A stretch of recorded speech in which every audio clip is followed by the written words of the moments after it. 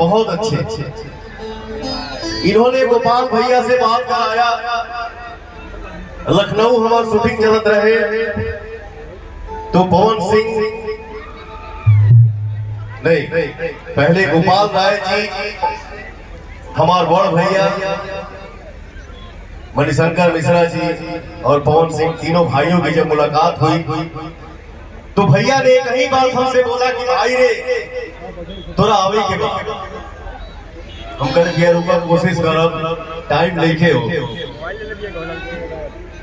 इसके बाद जब बड़े भाई ने ये बोला कि भाई तोरा आवही के परी कहे कि महोत्सव में हमार जौन गरीब घर के माई बहिन बाड़ी से ओकरी खातिर कुछ शुभ कार्य सोचल गइल बा कि हमरे बेटी के हमरे बहिनन के शादी करवाओ गई आज। मैंने बोला भैया जो आपने वर्ड आज बोल दिया कि हमरे बहिनन के शादी करवाता तो पवन सिंह आज कहा किस तरीके से कैसे जाता है वो आप सबको भी पता है। लेकिन मैंने बोला भैया कितना भी बिजी शेड्यूल क्यों ना हो, किसी का भी काम छूट जाए, लेकिन हमारे बहिनों के साथी होता पवन हो जाना पहुंचे, ऐसा हो नहीं सकता। और पवन सिंह यहाँ पैसा लेके नहीं आएगा, अपने बहिनों के शादी में मदद भी करेगा।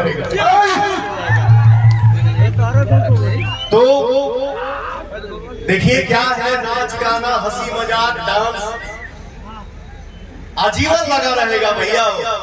लेकिन गोपाल भैया आपके सोच को मैं नतमस्तक प्रणाम करता हूँ कि इस महोत्सव के जरिए आप हमारे बहिनन के इतना शुभ, इसको पूजा बोलते हैं।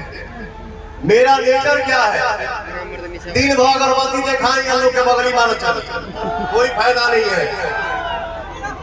आप मत अगरबत्ती दिखाइए लेकिन रास्ता चलते अपने बड़ों का आशीर्वाद लीजिए, वही पूजा है।